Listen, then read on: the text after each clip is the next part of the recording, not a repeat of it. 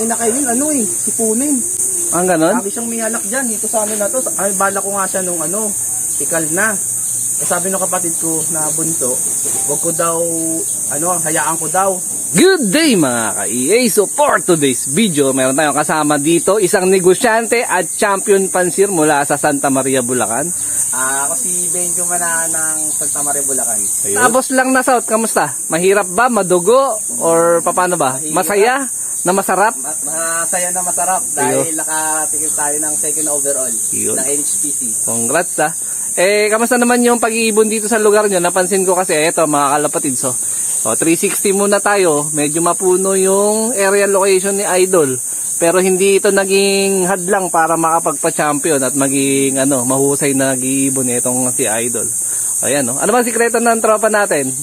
May nagturo ba sa'yo ng mga pamamaraan, mga sistema? Bali, nag-base lang ako sa YouTube.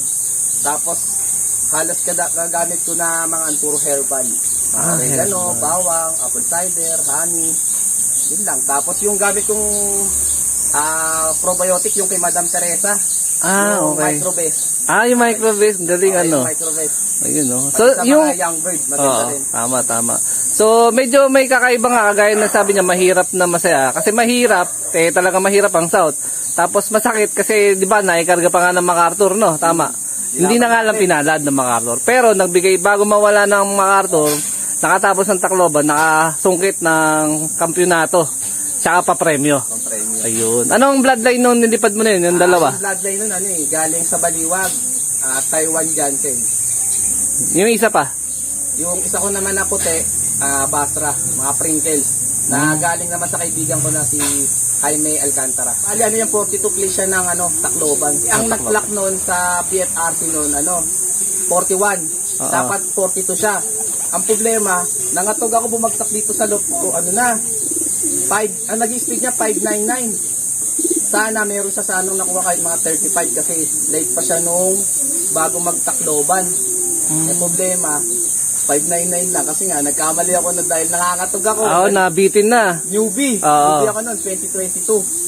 Tapos, nung nagkamali nga ako dahil nabutas ko pa nga yung sticker.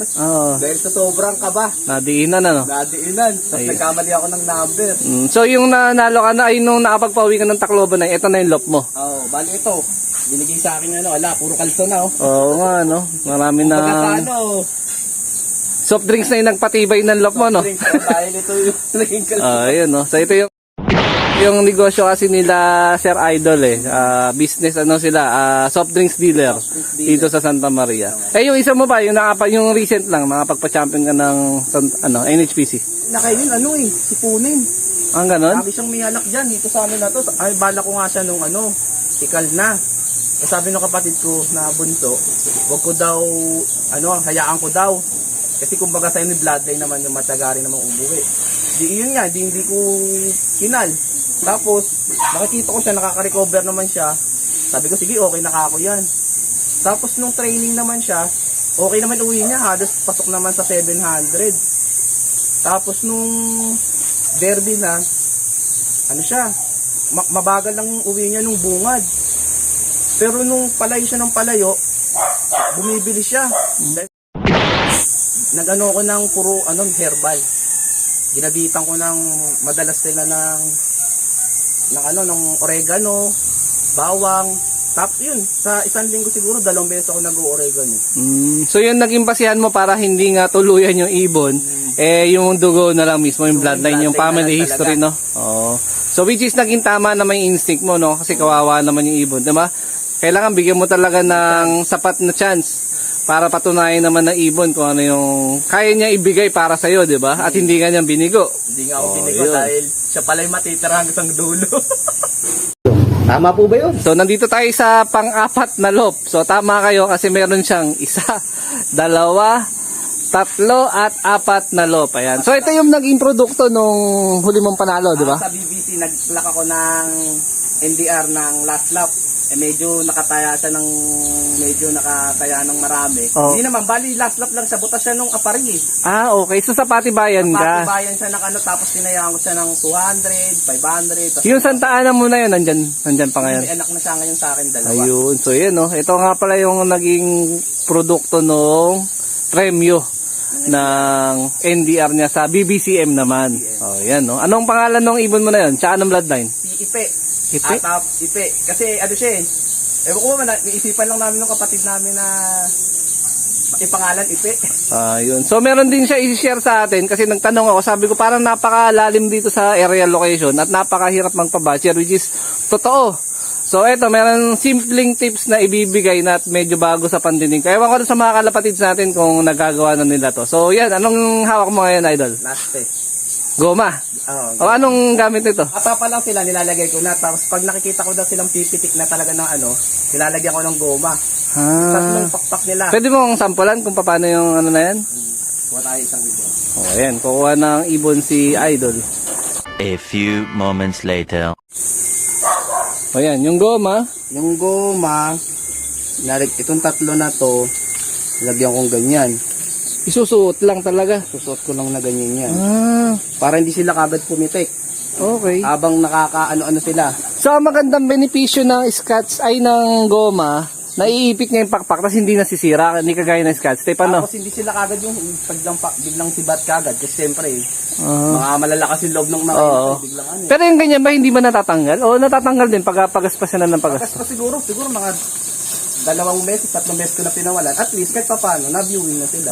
So yun yung proseso, i-viewing mo na dito, tapos pag medyo kaya-kaya na, dito naman, pero may plastiko, may goma, no? Ang galing ano, pwede ko rin palang i-apply sa loob. Madalas ako mawala noong nakarang south. Oo. Ang nawala ako noong naka-MacArthur, 7. Dami. Kasi biglang sumibat. Wala nagbabalik na ano. May nagbalik na isa na BBC. Ang problema naman, nawala naman nung bago mag-derby. Okay. Nung nakarang BBC ba, kung pwede ba, ano ba yung naging sistema mo nung nakapagpauwi ng duluhan? Tsaka nitong mga nakarang south din. Anong sistema ang gamit mo? Mga gamot? Natural lang talaga eh. Tapos yung gamit kong feeds, yung razor. Kasi yung razor kasi, dito lang malapit sa amin, yung mismong gawaan. Kumbaga sa ano, yun na lang kinuha ko. Kasi minsan, kukuha ko ng ibang feeds, nahihirapan ako minsan maghanap dahil minsan walang available. Kaya ang ginagawa ko, nagmi-mix na lang ako, naglahalo na lang ako ng sap, tapos yung birdseed sa patuka pag derby na. Pagka during basketing na natin, may binibigay ka ba ng gamot o natural pa rin? Victory pills lang. Ilang piraso? Isa. Okay. Mismong sa gabi na yon, victory pills. Ito, Power Wings. Okay. Ito ko binibili sa coordinator namin, si Jet. Sa vaccine naman, anong gamit mong vaccine sa lop mo? Yung mga nakaraan, hindi ako nagbabaksin. Pero ngayong season natin, itong mga pang-ano ko na to, nag-vaccine na ako, bumili din ako kay Jet. Kasi napapansin ko kada season, tinatamaan ako ng baliling. Kaya ang ginawa ko ngayon, magtatry ako lahat ng mga inakay ko. Bumili ako ng isang bote. Oo. Anong pangalan ng vaccine? PMB lang naman. PMB. Basta importante, maging protektado yung mga ibon. Pero totoo talaga yun, napalaking factor no may vaccine talaga yung kalapate. Ayan, silipin natin yung mga ibon ni Benjo. Ayan, no. Ito, mga pang-south na to. Puro pang-south na yan. Ano yan? BF, FRC, NHPC, saka BBCM. BBCM. Ayun, medyo marami-rami ka talaga ililipad, no? Dami-dami. First team. Mga batcher na to, hindi pa? Turo na yan. Mga turo na. Turo na? Galing. Mga first team natin yan sa south. So, ilan ang mga pairs na nakakasama mo ngayon? Bali, nandun sa loob, 6, 8, saka yung isa sa 10, saka 14. Yung proseso ng breeding mo, may mga gamot ka rin bang binibigay? Bukod sa nagpupurga ka, ano bang specific? May mga vitamins ka bang? Vitamins lang na yung nagmi-mix ako ng yung Physical, yung B22. Ano itsura nun? Powder? Powder, meron ako dito. Oo. Powder, tapos pink mineral, saka yung picot cream. Ano yun, once a week lang? Hinahalo mo sa... Hinahalo ko lang na ganito. So hinahayaan mo na lang sila na na tukain. Okay. So pinagsama-sama mo na yung lahat ng powdered na yun. Tapos ito, mga Taiwan soy. Ito ayan oregano tayo ngayon na may honey. So ano yan, biniblender mo na yung oregano fresh? Meron akong pandurog. Okay. So dinidikdik mo lang talaga. Ayun, yung breeding section. Napakasimple lang, Talagang maganda yung ventilation, Yung baka-importante. Hindi kulob, open na open lang. Ito. Dami mo rin pala talaga nakakasay. Yan, mga na yan. Puro pang south na lahat yan. Nasaan yung powdered na ginagamit mo? Ito yung mga powder na. Ito yung mga trophy natin. Saka yung Ayun,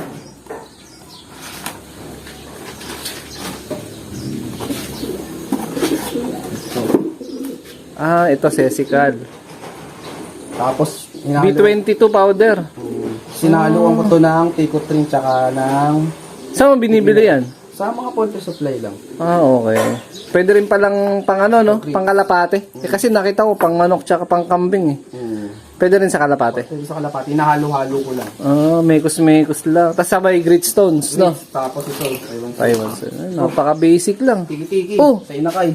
Ah, okay. Nararekta mo o sa, halo sa tubig? Halo sa tubig. Pagpainom. Galing ano. Ito, mga pula-puti lang. Napakasimple lang talaga. Tapos Tapos, victory pills. Victory pills. Tapos ito, ang gamit ko kay madam, yung ano, microbase. Microbes na probiotic. Tuwing kailan ka lang nagbibigay niyan?